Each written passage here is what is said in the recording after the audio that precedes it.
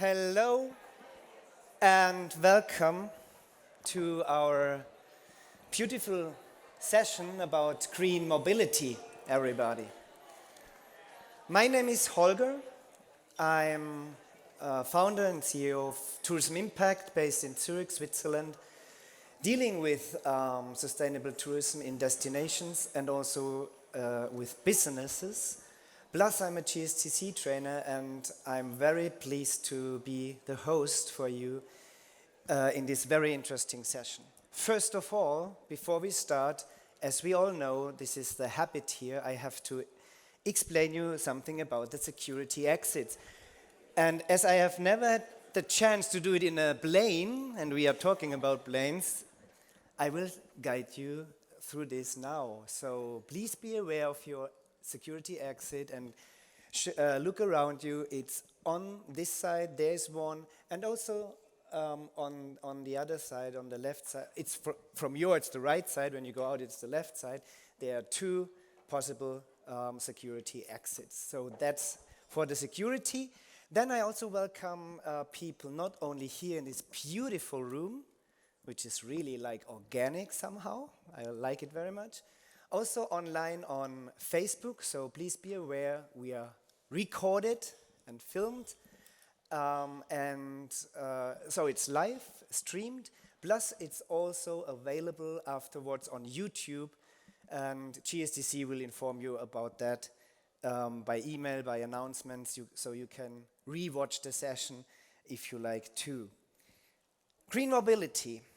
When you look to the definition of tourism by UN Tourism, it says, tourism is a social, cultural, and economic phenomenon which entails the movement of people to countries or places outside their usual environment for personal or, of course, business purposes. So it's all about movement, it's all about mobility. This is why this topic is so core to our branch, to our sector, and by definition, mobility is the core of it. When it comes to sustainability, mobility in the same time is the topic which provides most of the challenges we are facing. Especially within the environmental pillars of sustainability, of course, and inside the GSTC criteria. And mobility in the same time is responsible for around 50% of a carbon footprint of a journey. Yeah, it depends on which journey, and you can count on different studies, but all around it's about 50% responsibility on the carbon footprint. So, thank you again for joining us for this very important session about a very, very relevant topic.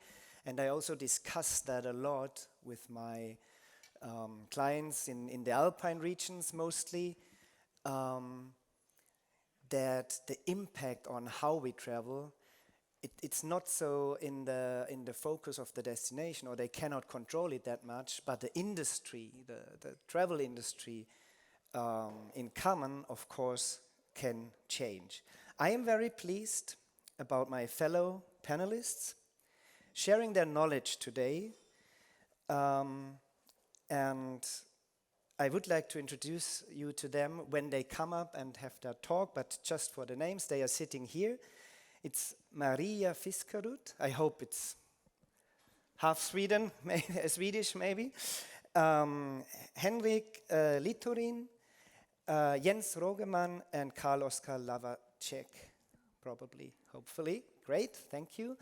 I will introduce you to them when they come up for their speech. So what we will do now is we will listen to their insights, 4 of them.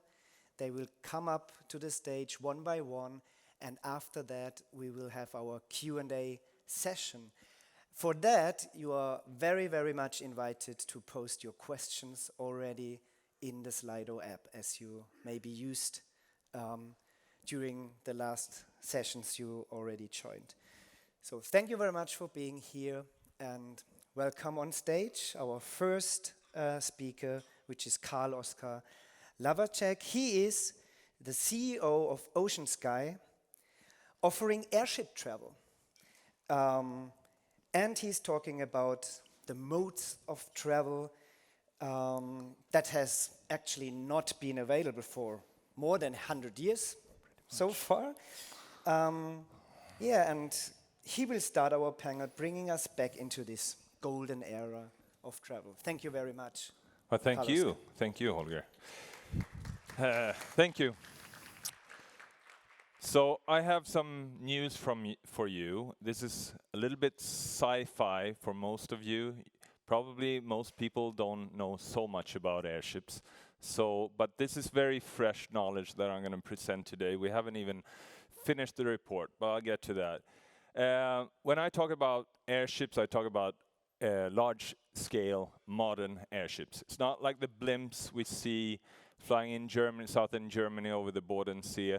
This is really, really large vehicles, like a cruise ship for 4,000 passengers, that kind of size to it. And they should get bigger as well. Airships are part of the aviation sector. And as you know, just as an intro, from 1970 to 2020, we have a 4% to 5% increase per year of growth, which means a fossil-driven sector that has some issues regarding or challenge regarding carbon emissions, especially when it's high level. This is 2000 to 2050. We expect a growth of 3% per year. The emissions are significant from this sector, and it's very hard to decarbonize this sector. So they have a plan. If you look to IATA and the industry itself, they want to curb the emissions at 2019 levels. How is this going to happen? Well, they're going to use SAF, Sustainable Aviation Fuel. And as you can see, that's a big offsets, and technology improvement is also part of it. But the question is really, are they going to get there?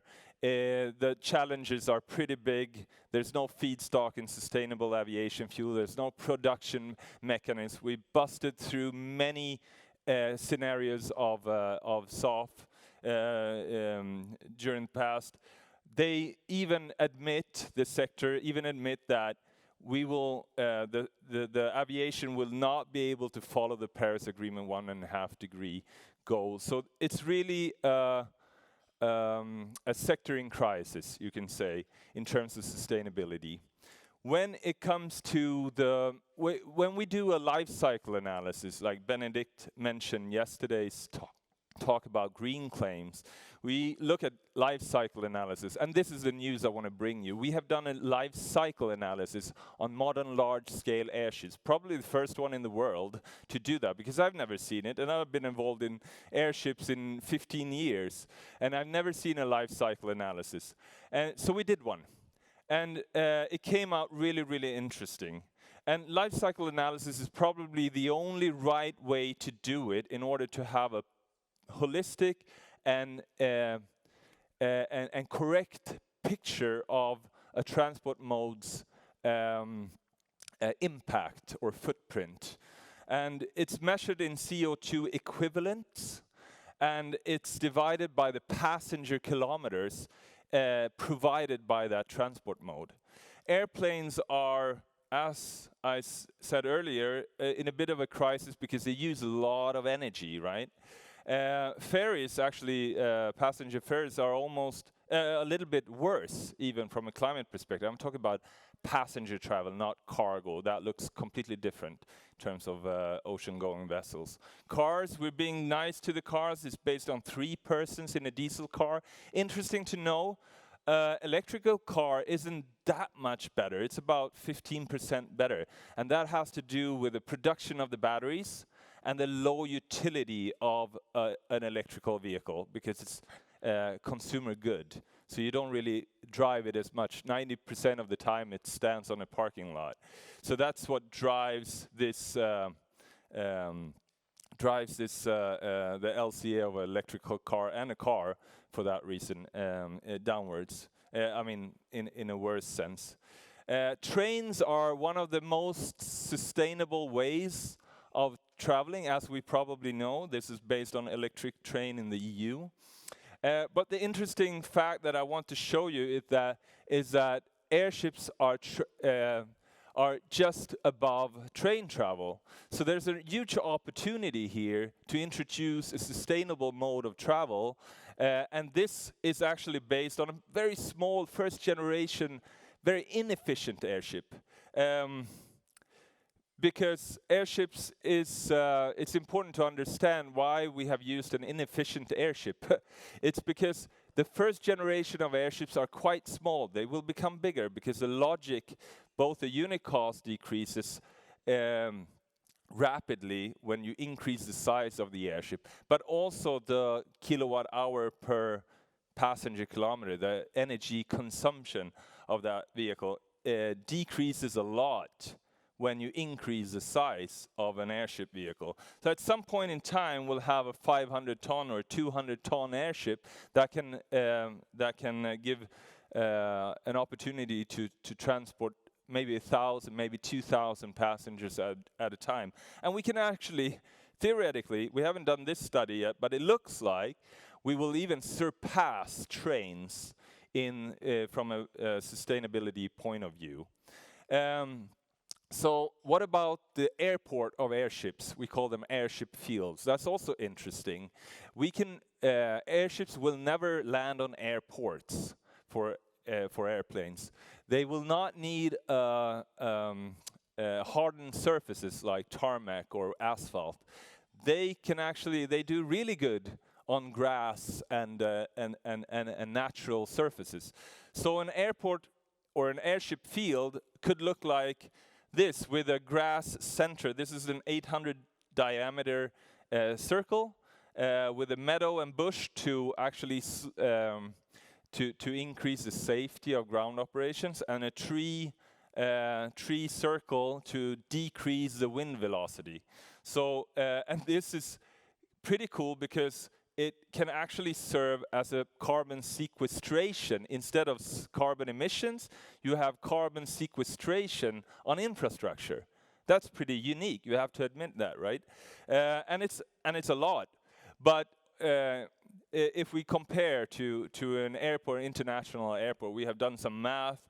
We would need like 23 of these 800-meter airship fields, and it would mean like actually half of the square meters required, but we will save, compared to Arlanda, we would save like 30,000 tons of CO2. This report, this LCA, was done by Tyrians, which is a very big company doing LCAs, very comfortable in that place, and we did it together with LTA, which is an American very proficient airship manufacturer of large-scale airships.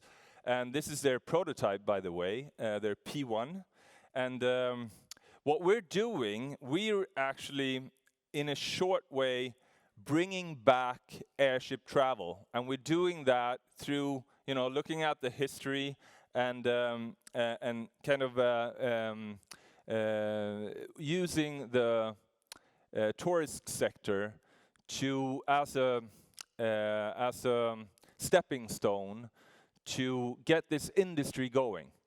And we're using experiential and luxury travel to do that.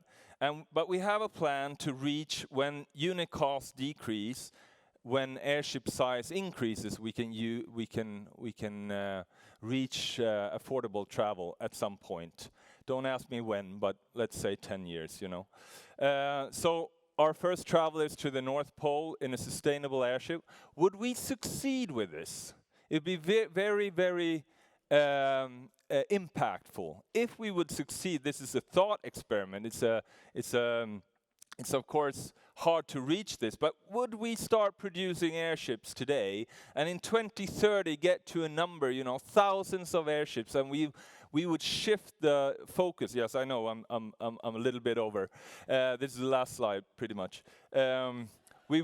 we can actually save until 2050 40 billion tons, and that's a lot. And how would airship travel look like? Well, it's basically a hotel in the sky. It's very slow travel, but it's very comfortable. I'll finish. Thank you. Thank you very much. Very interesting. I am from the Bodensee, from Lake Constance, so I see these small airships. They are pretty huge, actually, so I can imagine how huge they will be. Thanks a lot. You will come back afterwards. Yeah, please. Next on stage is Henrik Littorin.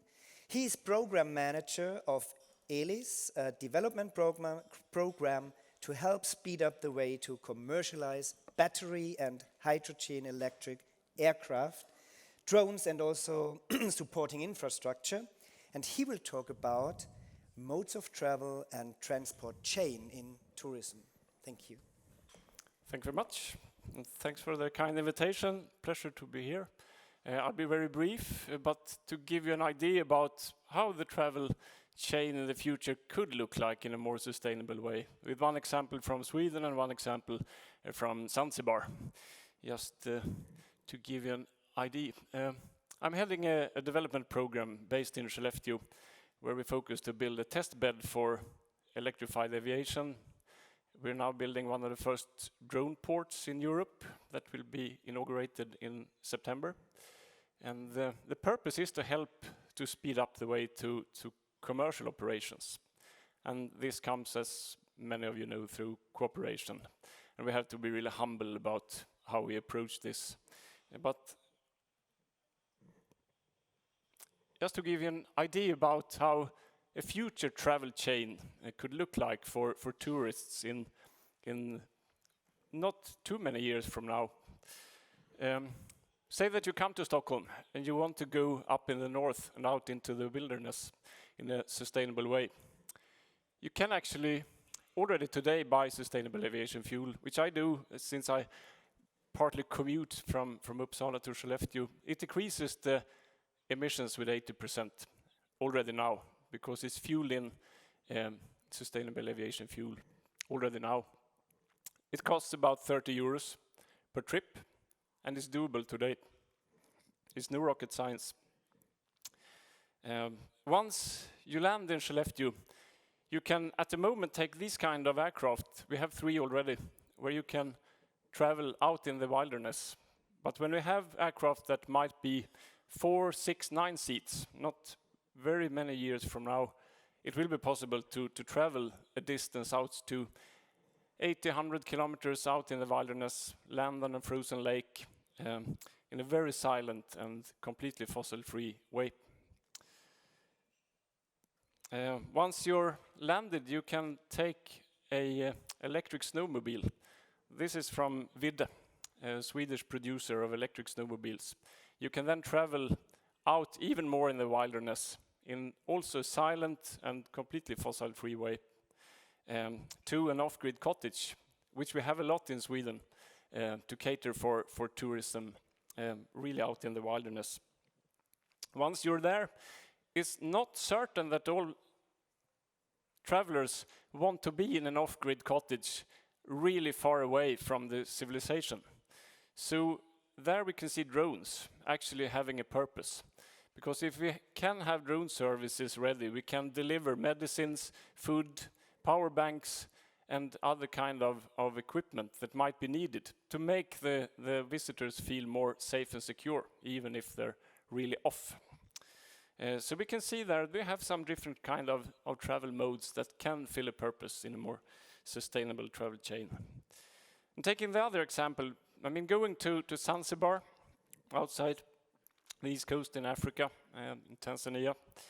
I mean, it's quite costly to buy sustainable aviation fuel all the way. But I mean, many people there, they take a landing in, for example, Addis Ababa. From there, you can also buy sustainable aviation fuel, which decreases the emissions with 80%. The cost there will be about 100 euros per trip from Addis Ababa and back. But it's doable, so it's something that you can actually do and you can offer the visitors. Once you're in Zanzibar, it's really common that you go on a safari to the mainland. Today you do it in Cessna caravans, and actually we will fly this kind of Cessna caravan in Skellefteå in a demonstrator in 2026. This is powered by hydrogen. It's no rocket science. You take an existing plane, you retrofit it, and then you can fly the 200 kilometers needed to land in your area, a national park. And you do it silent because it's an electric engine and it's fossil free. Of course, there are challenges with providing the green hydrogen, but still it's doable in the future. Once you're back in Zanzibar, it's quite common that you stay in Nungwi, in the northern part of the island. From there, you might want to go to Pemba Island, which is a really remote island north of Zanzibar. Today you do it by boat most of the time, but with the eVTOLs that are being developed and will be certified in just a few years from now, you could do it by air in 15 minutes. Also very silent compared to helicopters, and not as expensive, and also fossil free. And you can take off and land really close to where you want to be. So that's a possibility to go to the Pemba Eco Lodge, for example, in a new way. Even there, Pemba is quite remote. To have drones, here it will be a wing drone that can fly longer distances. But to be able to provide these kind of services with a drone, I think can make people feel more safe and secure if you knew that you have these kind of connections for urgent needs.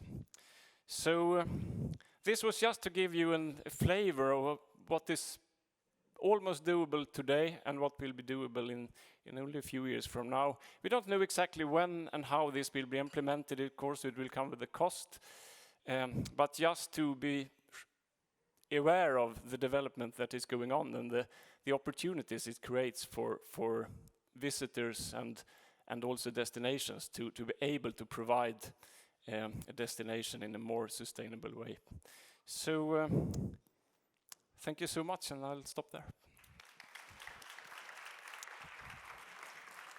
Thank you, Henrik.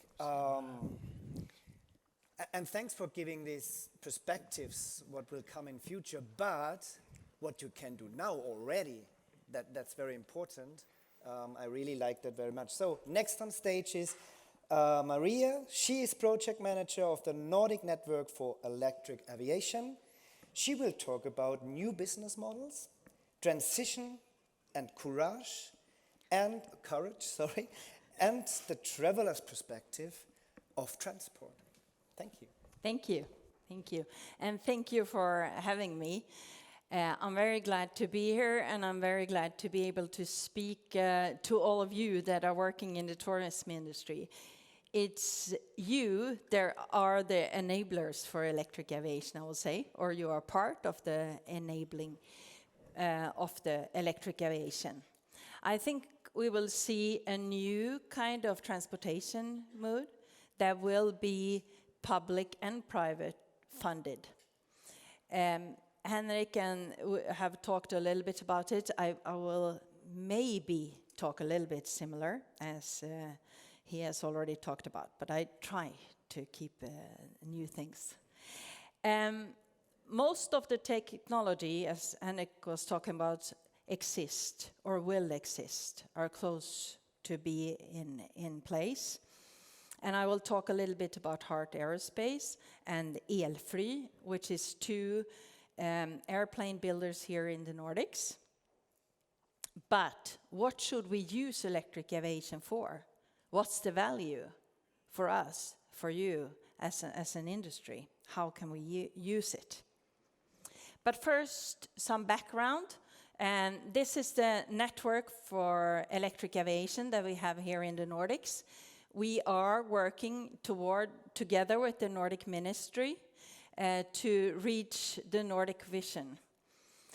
And what I would like to talk about is our why, and you will find our why here. Climate, cost, and connectivity, that's the issue or the problem for the regional airports, and also very much for aviation, I would say.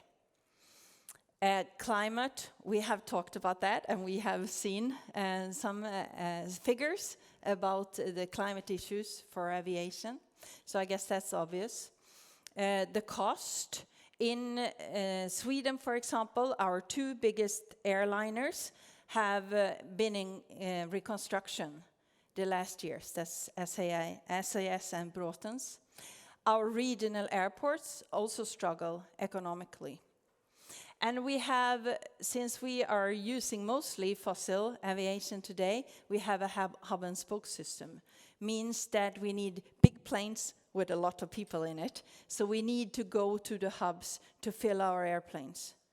That means that the connectivity, if you are in urban parts, this goes for all the world, this is global, it might be difficult. And it also a lot of people in our big airports and not so much in our regional airports. So this is our why, because with electric aviation we can actually solve all these problems. When it comes to climate, well, it's zero emission when flying. Of course, there is some cost when we build new products, as we all know. There are LCA reports on that as well. I won't bring that up, but if someone is interested, I can show you where to find it. When it comes to cost, it's lower maintenance. And also, like in the EU, for example, in the RED III directory that was just going through, they are looking into that the fossil transportations will pay for the renewable transportations, or transports. So it might even be that we will have very cheap electricity due to that, where we have renewable electricity, as we do here in the Nordics, at least most of our countries. Finland and Denmark is a little bit behind us. Connectivity, this will also make it easier to fly point to point. A lot of us today fly where we don't want to fly to get where we want to get, right? But now this will give us the opportunity to fly directly. Whoops. Can I go back? Yes. So this is our network, and as you can see, we have the whole ecosystem with us that we need, and that's also very important. When we are working with new transport or new innovations, we need to form the ecosystem. So we have the airliners, we have the airports, we have the test arenas, and we also have the airplane builders here in the Nordics. These are the three areas that we are working in. In the first part of the Nordic network, we were working a lot with de-icing. Can we use these airplanes? I know when you get your pipistrelles to Skellefteå, you realize that there's no heat inside the plane. And of course it's not, because you need electricity to fly it. So it's things like that we need to solve. Also new business models. Now, more and more we are working closer to the politicians because we need to get all the things in place when it comes to regulations and things like that. And also so we can fly cross-border. And we are also now sold the charging part. We will actually have the same kind of charging as we have in ships, as we have in heavy trucks, for example. And that's good, because if we have the same standards, then the regional airports can also be a hub, an energy hub in the future. And that way also earn some money. We have already looked at this, or a similar picture, and yes, we have increased the CO2 emissions since 1990. I'm not sure. Do you know what happened in 1990? Well, we got the cheaper airliners then. So that's when it kind of took off. But I would say that the big part of this, and during the pandemic it went down, and if we look at it on till 2050, as you talked about, it will rise. But this will only happen if we don't do our homework, if we don't change the industry. So we do need to change the industry. And this is 2.7% of all the CO2 emissions in the world, globally, on a global level. And you might think, that's not that much, is it? If we look at all the different industries. But it is, because it's only 20% of us today that have been on an airplane. 80% of the world have yet not been on an airplane. And we see that this is increasing in China, in India, and so forth, so on. And we think, being the ones that have been flying so far, we need to change the industry so they don't have to fly fossil aviation. Maybe they can go directly to hydrogen or electric aviation instead. And we think we actually owe them that. This is what started the electric aviation industry, is Norway. They're always the boldest country in the Nordics. And they got this in the Guardian that 2040 should electric aviation be on all the regional short-haul flights. This got the industry going. Yesterday they were also quite bold, because then they told us that 1 billion Norwegian kroners will be spent the coming years for low emission and no emission aviation. And they see their country as their test field, so if you want to, or test arena. So we are happy to have Norway with us. I was going to have you all to close your eyes and tell you a little bit how we can use electric aviation in the future, but I think that Henrik have already give you the flavor of how it could be used. But we are looking very much into to use it between our islands, here in the Nordics, for example, to go hopping between the islands with electric aviation. We have the seaplane up here, Noemi, that will be built in Bergen. It can be used both on sea and also on airfields. 6-seaters, 2030, commercialized. And then we have ES30, 30-seater, commercialized 2028. And we think that, for example, an ES30 could be like a shuttle bus, but in the air, electric, going maybe from an island to an airport. And the seaplane could actually get us here and fly us to Gotland, for example. 25% of all the Nordic roads could already in 2030 be electrified. And I think this one is important as well, since we were talking about this is what's needed for aviation to become electric in 2050. And we need, you could say that more than 50% is electric.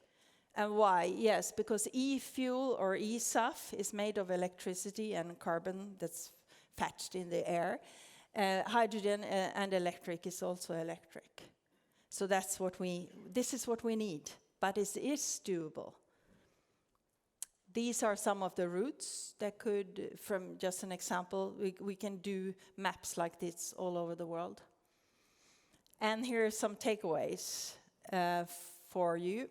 And I think that you can actually find new trends, tourist trends that can be sold with electric aviation. And well, you have a couple of years to package this for your destinations and make it happen. So, thank you.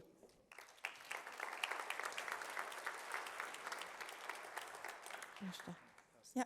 Thank you very much, Maria. And last but not least, I'm very happy to welcome Jens. Now we heard a lot about aircrafts, aviation, and I'm very happy to introduce now the founder and CEO of Sightseeing, right? Because now it's on ground water operations, and it's about sightseeing. He is operating 100% electric boats, and he will share his thoughts and insights about the responsibility of the tourism sector and its businesses, and the easy-to-use new technologies already in place. Thank you. Thank you.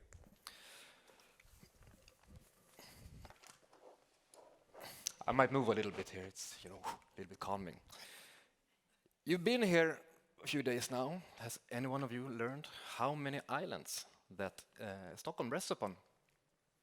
No? 14. So that sort of means that we should be quite good and building bridges, building boats. Anyone know where we get the drinking water from here in Stockholm? Lake Mälaren. It's on the other side of the Old Town where we had the dinner the other day. And Lake Mälaren is a super clean water, except in the summer when the algae grow and we're not allowed to swim there anymore. Do you also know that there's a lot of people fishing in the Baltic Sea? The pregnant women should not eat that fish. So you can understand that there's a little bit of an issue here. And onions, I'm the founder of Sightseeing, the only company in Sweden that has a 100% electric boat fleet. Yeah, 2024, huh? I often got the questions, why did you start Sightseeing, And I'm always like, how could we not start Sightseeing, I learned all these things I just told you on a sightseeing boat here in Stockholm a few years ago. And that boat was, of course, driven on diesel and lets out quite a lot of emissions per day. And we started for the main reason that nobody really cares about electric boats from a sightseeing perspective here in Sweden. And I thought that was an issue. And it is quite remarkable, if you ask me, because I used to work in Amsterdam back in 2018. And around this time, it was also when Greta Thunberg was a rising star on the stage. It's also when the government subsidized a lot of purchases of electric cars, but it's also one of the hottest summers in Sweden, which of course was very good for sightseeing. The farmers, not so much.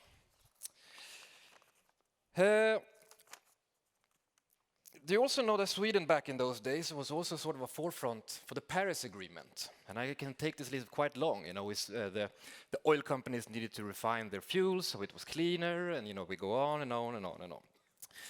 And I'm going to lower this bar just a little bit before we make it into a nice story, because I promise you before the end of the day you're going to be like, okay, it's not that bad. But we're going to talk about... This doesn't work. I have a very nice slide about cruise ships here. There. So, cruise ships. And the sightseeing market deeply relies on these ones. And in this year, we're getting approximately 150. As you can see, they're not the best cruises there are. The problem with the cruise ships is also that they usually get flown in from another country to another city. They get put on these boats, they sail up into Stockholm, and then they get picked up by a conventional sightseeing boat or bus, all driven by diesel. And then most of the time they get dropped off and picked up by the Vasa Museum, shipped back to the cruise ships, and then off to another city. And a lot of times they don't really know if they're in Stockholm, Helsinki, or Copenhagen, but they had a really good time. So the question then is, why is the sustainability so slow here when it comes to sightseeing? There are good examples. I told you about the cruise ships before.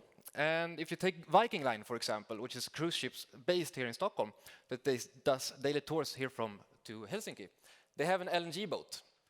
You have heard maybe about what's going up in Norway with Hurtigruten, that they're not allowed to go into the Geiranger anymore because of the emissions.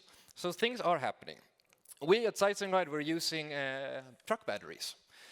And we often get questions like, oh, what's going on with these boats? And it's always like, it's a 10 kilowatts engine, it runs on 10 hours you can sail, and it's 10 hours of charging. But you rarely hear about the sightseeing business from a political perspective. And from a GDP perspective, tourism accounts for approximately 2.5% here in Sweden. And maybe that's just the answer. Maybe it's just bad and cheap, it doesn't really do anything for the city or for the country as a whole. And also the boats here in Sweden, they don't pay any taxes on their diesel. So again, what's the initiative to actually change it? And why were I stupid enough then to start Sightseeing? Well, it is a good question. The competition is fierce. What else? You have a lot of people who just don't want to care. The tourist doesn't really care. The politicians doesn't really care. But I care a lot. I really love Stockholm. You know, I'm born and raised here. But I also have 3 kids, and I'm really caring about the environment. So the question again, how could I not do this?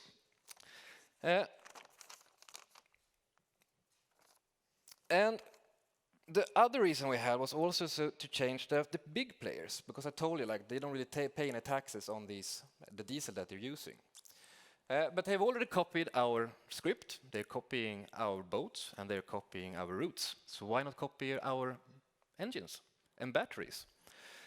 The problem that they're having is that they are missing the key point of environmental friendly boats. The key point of electric boats is not that you sell tickets by having it from an environmental perspective. Environment don't sell. Comfort sells. And our boats are silent, you know. They sail very smooth, they are very easy, and people love it. And also, which is quite nice, if you put a talented guide on it and you have a comfort boat, you get the highest rated tour in Stockholm. So there are quite a lot of good things to do this, and this is what I want them to understand. And what you have to understand about tourism is that you do it one time, you know, you want to see the Vasa Museum, not really cool, is it? The Vasa Museum is really awesome, I love it. Yes, boats. But I'm going to come back to the cruise ships here. And we want them to be bold enough to change, basically. Because right now, they're selling a lot of our tickets, which we're super happy about, but they do sell it as a very exclusive tour, you know? You have a live guide, and you have electric engine, it's very calm, it's very smooth, you know, we can charge hundreds of dollars for this. And they do. And this is also an issue, because at the same time, we're having the issue that electricity should be, you know, an exclusive thing, and not inclusive. If you're buying an electric car, for example, it's way more expensive than it is like a regular diesel car. Tesla started as a luxury company. We started off as we just wanted to have a lot of people on our boats, so we had a very low price. Because why not, you know? The good thing about the electric boats is that they are cheap in the long run.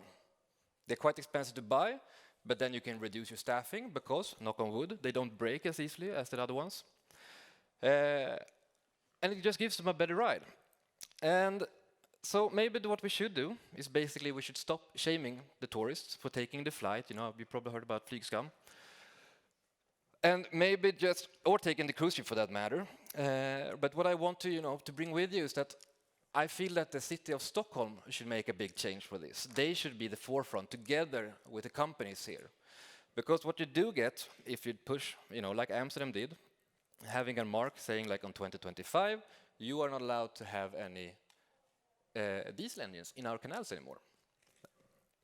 You get a nicer climate, you get a better product, you can fish, you know, probably eat the fish as well, but also you get lower costs. So there is a win-win. Yes. So maybe just to finish off this, I think that the most important thing is that, you know, the communication between these 14 islands that we have in Stockholm, they must be sustainable. And that change is not going to happen from our perspective unless they start understanding that you can actually make a lot of money by doing it electric, but it has to come from the city of Stockholm. Thank you.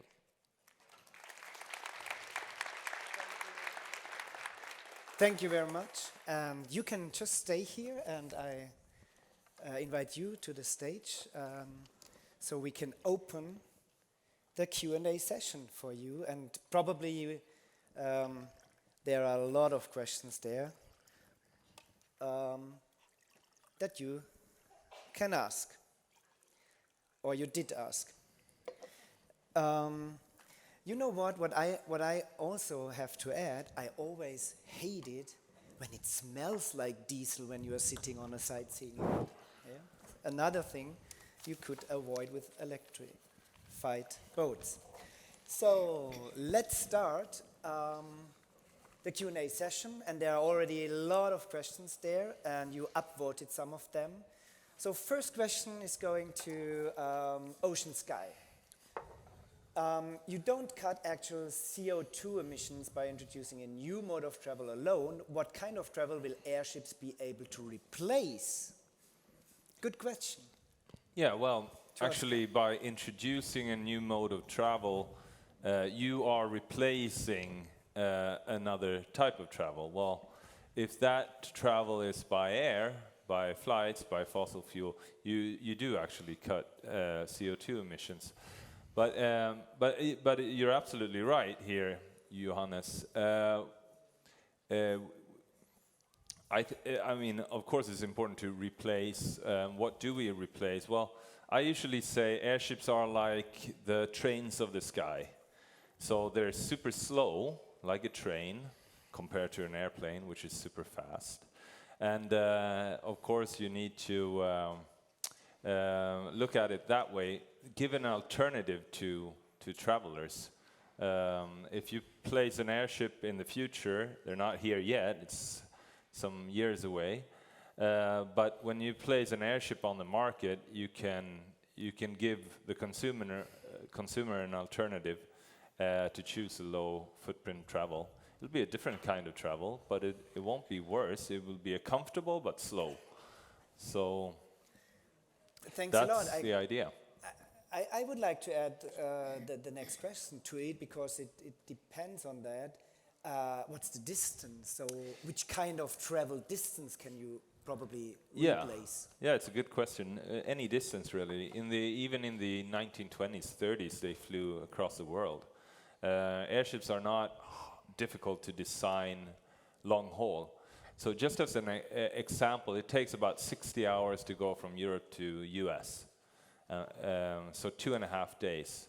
So that's basically 3 nights and 2 days. So 2 days you spend on an airship instead of going 1 day with an airplane. You spend 2 days. And a comfortable way, you sleep in your own bed, in your own room. That's the dream. That's the sci-fi scenario maybe for many of you. For me, it's very real. It's just a matter of time. But yeah, so long haul, definitely. Long haul. Thanks, And short haul and medium haul. But yeah, long haul is possible. Great. Then there's the next question by Peter, and that probably is one for Jens, because probably you have some insights there, because you are working in a destination, Stockholm as a destination. Destinations use global marketing to attract tourists and cause high emissions as a result. How would you say can we inspire them to attract also more regional tourists?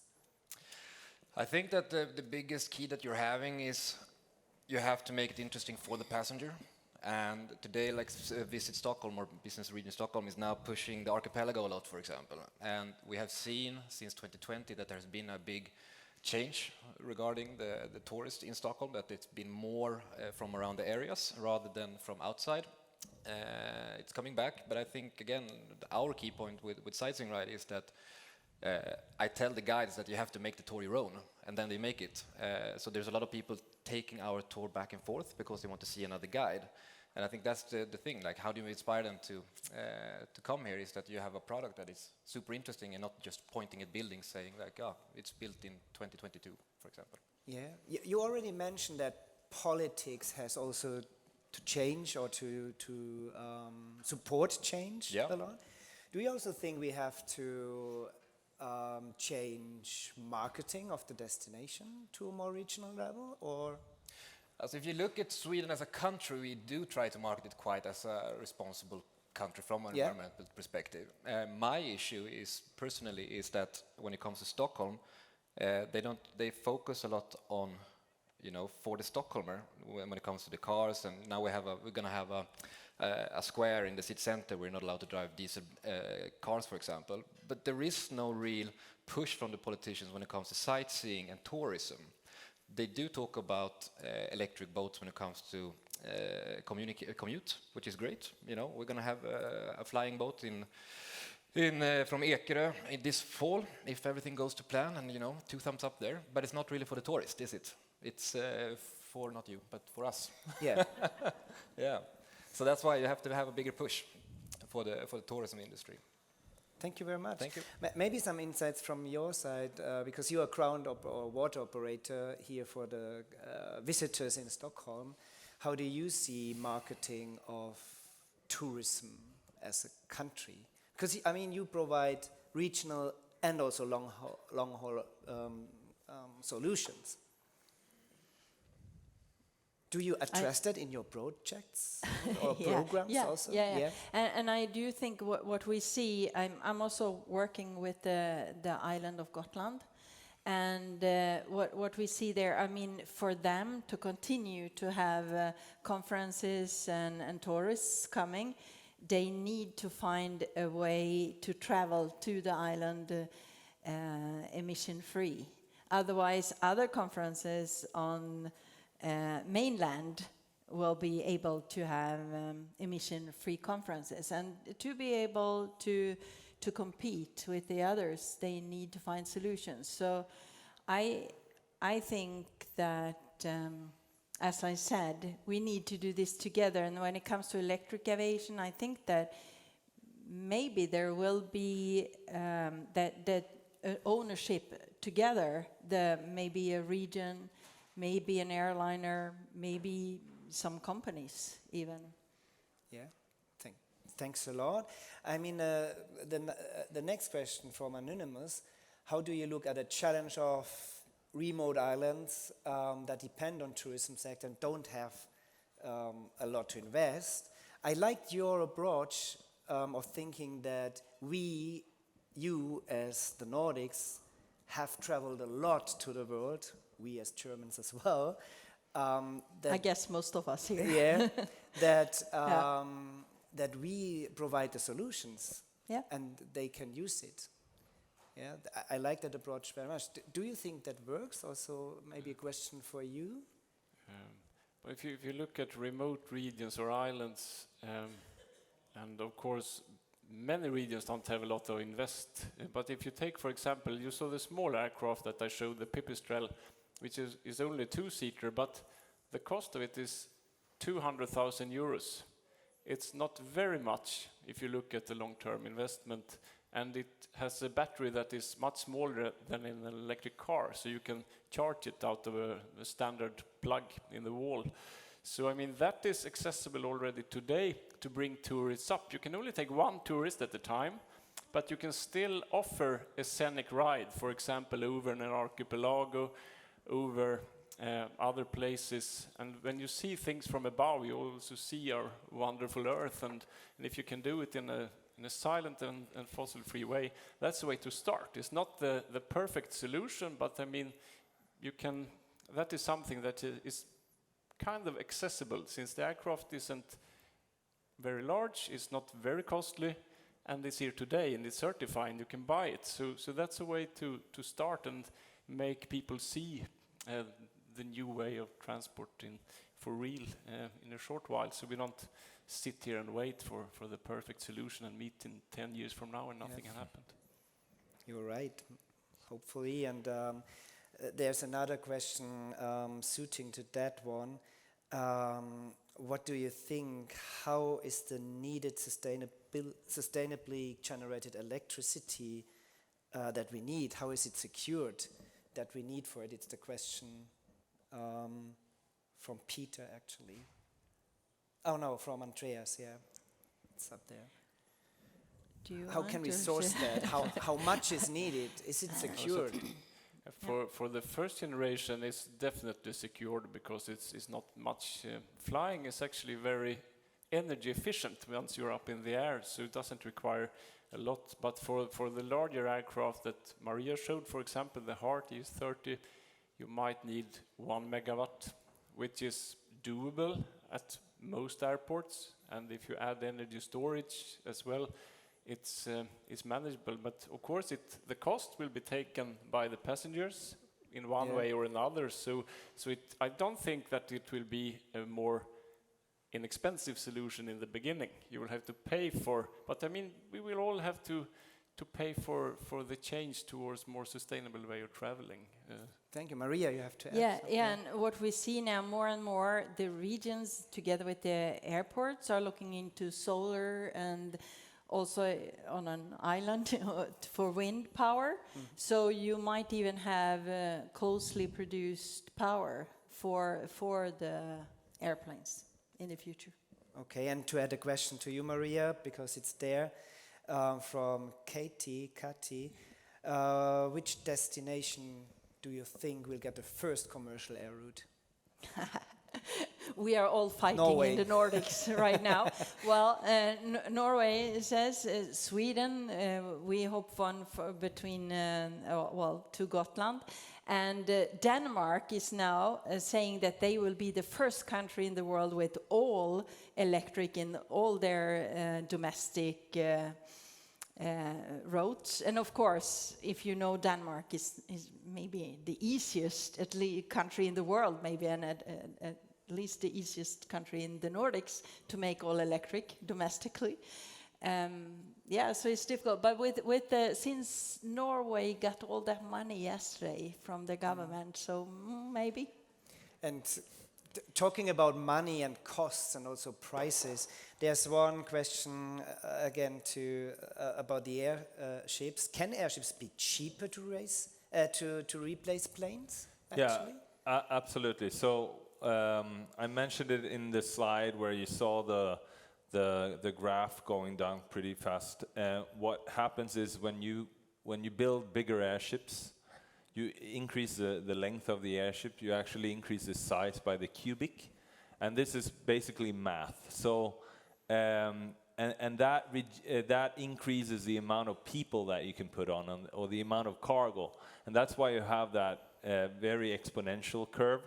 It's the same story with container ships. It's not the story with cars or airplanes, but it's a story with container ships. The unit cost of airship travel is similar to container ships. So it's building bigger airships. It's just very agreed logics, and everyone will do that. So all the airship manufacturers are developing platforms to increase the size. We're just not there yet. So yes, it's affordability, it's about size and serial production as well, but mostly about size. So we need to reach that size, and that happens with a few technology turnovers, let's say maybe 10 years from first airship is flying. Okay, thank you. And to sum up with the last question, I would like to go back to Jens. How can we support our guests to use climate-efficient transport, actually? Sorry, what do you mean? How can we support The guests to use our guests to use climate-efficient transport solutions, even when these are more time-consuming and expensive than the fossil ones? I think you talked I think that about that. It's a little bit going back to how can we support the guest use of climate-efficient transport solutions. They are not very much more time-consuming. I mean, if you're going to go on a fast boat, you have Candela, and you can take up to, I think, 30 people, something. Yeah, you're working with Candela. There you go. And usually, what the persons who does sightseeing, they don't really care about the time. You know, they want to have a good time when they're doing it. So I think that the support that we can do is basically you have to make it a non-choice. That's the key take from this. The problem is, like, we are being sold from the cruise ship as an exclusive, very high-end product. But my message to everyone who goes with us is that we are sort of like a low-end product, because there should not be a choice to do sustainability. It has to be a base, not a USP. And I think that's a big change that needs to be made. That just because that you are environmental friendly, you're not a unique selling point. You know, you are a base. That should be the what everybody's aiming for, and then the rest should be something else. You know, if you have a diesel airplane or whatever going far away with exclusive blah blah blah, but the base needs to be, sustainable. So it should be the normal, actually. Yeah, so in Amsterdam, for example, they have made a choice that in 2025, there are no more diesel engines on those canals, period, you know? And everybody just had to adapt from that. But when it comes to Motivate, guys, I think you already gave the answer. It's about comfort. Yeah, 100%. That's it, I would say. Yeah. So, I'm sorry you couldn't take all of your questions, obviously, because this is so a huge topic, but thank you very much again for having joined us in this session. I really liked it that we got a lot of insights from what's happening right now, what you can provide right now, what you can do right now, and also some aspects we will face in the future. my takeout is that you already can save, I think you said it, 80% of carbon by choosing the fuels that are already there in the market. So I hope you enjoyed. I hope you got a lot of insights, and thank you very much for joining. We are still here if you have more questions. And have a nice time in the next sessions. Thank you very much. Thank you. Thank you. Thank you very much. Tack så mycket.